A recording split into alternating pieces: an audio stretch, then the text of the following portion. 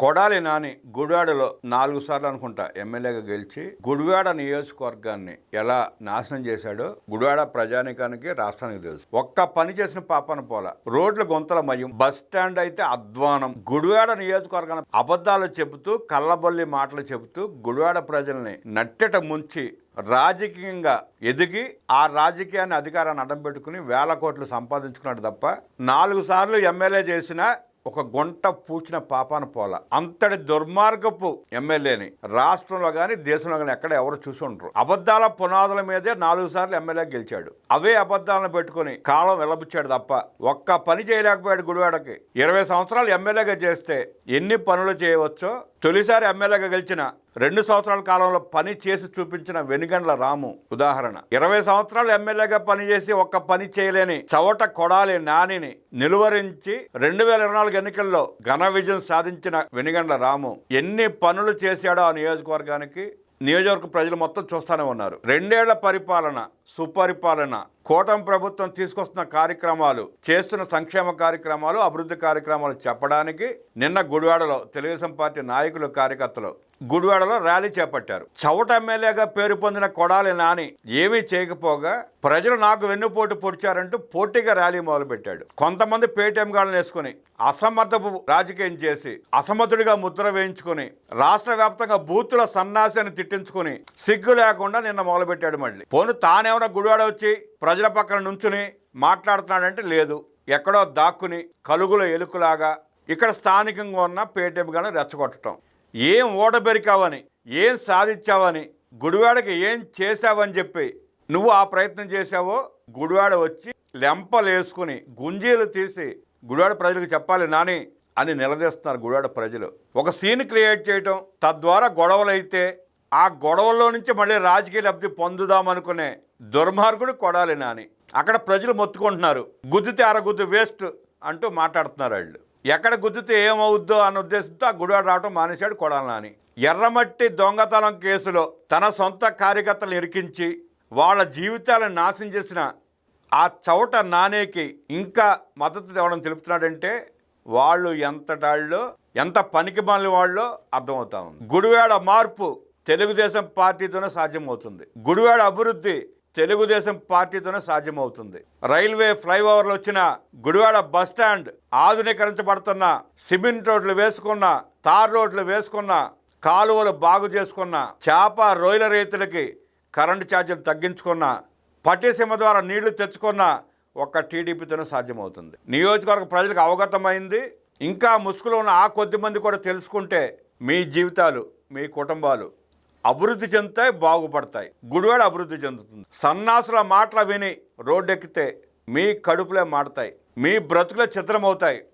ఆ సన్నాసుల మాట వినబాకండి, మంచి వైపు నిలబడండి, సుపరిపాలన అందించే టీడీపీ వైపు నిలబడండి. పొడమి అందాన్ని కాపాడుదాం, పర్యావరణాన్ని రక్షిద్దాం అంటూ పిలుపునిచ్చారు ముఖ్యమంత్రి చంద్రబాబు నాయుడు. నేడు ప్రపంచ పర్యావరణ దినోత్సవం సందర్భంగా ఉద్యమంగా మొక్కలు నాటే కార్యక్రమం, పర్యావరణ పరిరక్షణ, నా దేశం నా బాధ్యతగా ఇంధన పొదుపు పాటిద్దామంటూ పిలుపునిచ్చారు చంద్రబాబు నాయుడు.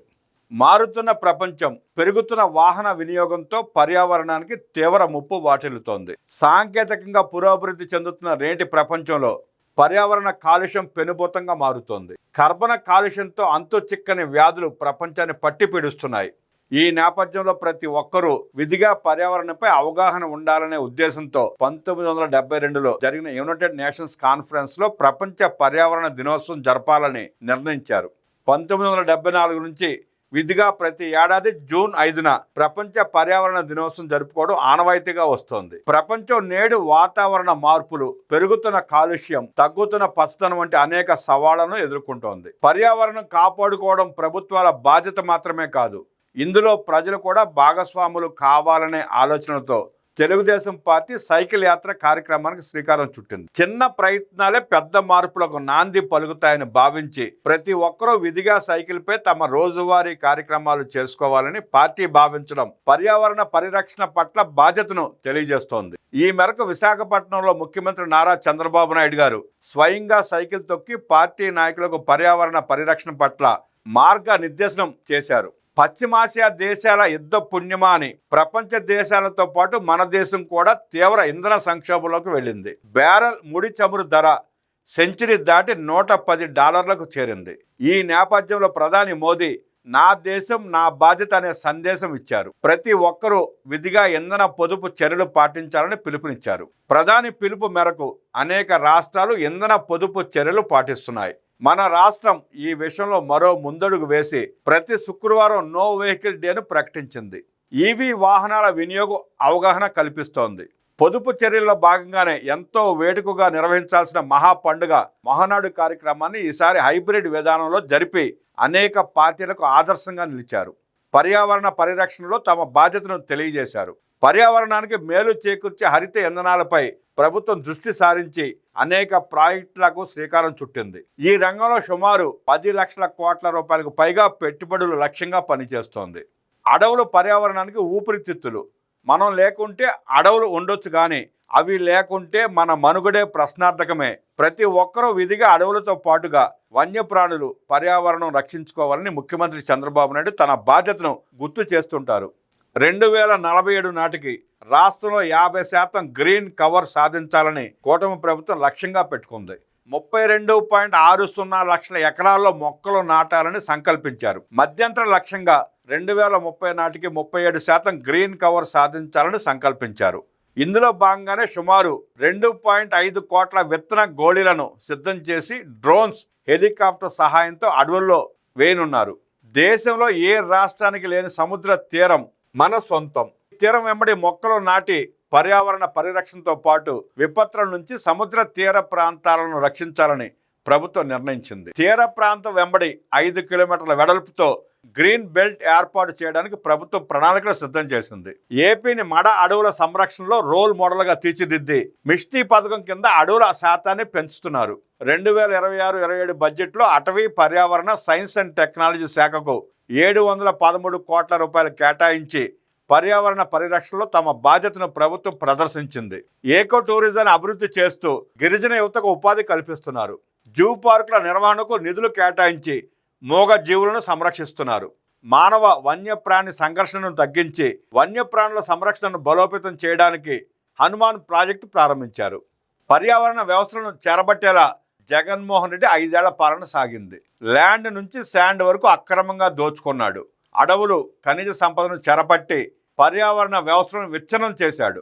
శేషాచలం అడవుల నుంచి విలువైన ఎర్రచందనం కలపను అక్రమంగా ఖండాంతరాలకు తరలించారు. కాకినాడలో మడ అడవులను అక్రమంగా నరికి పర్యావరణానికి తీవ్ర నష్టం చేకూర్చారు. కొండపల్లి రిజర్వ్ ఫారెస్ట్లో చెట్లు నరికి బొమ్మల తయారీకి వాడే విలువైన తెల్ల పొరకి కలపను అక్రమంగా తరలించారు. చిత్తూరు జిల్లాలో పెద్దిరెడ్డి రామచంద్రారెడ్డి సుమారు 30 ఎకరాల అటవీ భూమిని ఆక్రమించాడు. కేతిరెడ్డి వెంకటరామరెడ్డి చెరువు భూమిని ఆక్రమించి ప్యాలెస్ నిర్మించాడు. ఇలా 5 ఏళ్లు అధికారం అడ్డం పెట్టుకుని బాధ్యతారహితంగా వ్యవహరించి పర్యావరణానికి తీవ్ర నష్టం చేకూర్చారు. మానవ మనుగడకు ఆధారం పర్యావరణం. అలాంటి పర్యావరణ పరిరక్షణకు ప్రభుత్వాలు చిత్తశుద్ధిగా వ్యవహరించాలి. అప్పుడే ఆవరణ వ్యవస్థలు విచ్ఛిన్నం కాకుండా ఉంటాయి.